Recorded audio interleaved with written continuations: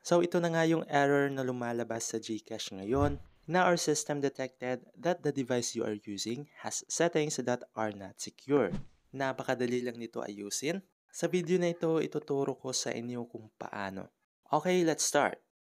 Para ayusin ang error na ito sa ating GCash, ay kailangan nating pumunta sa settings ng ating phone. So, i-open lang natin ang settings. At dito mag-scroll down lang tayo at hanapin ang additional settings. Now, ang hahanapin natin para maayos ang GCash natin ay ang developer options.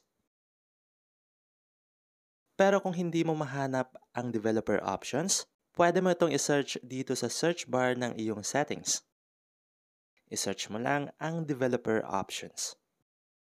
Ito siya, i-click lang natin. Now, ang dahilan kung bakit lumalabas ang error na yon sa GCash ay naka-on itong developer options. Para maayos yon ay i-turn off lang natin ito. Tapos ko nang i-turn off. Ngayon, babalik na ako sa GCash para i-check kung nawala na ba yung error.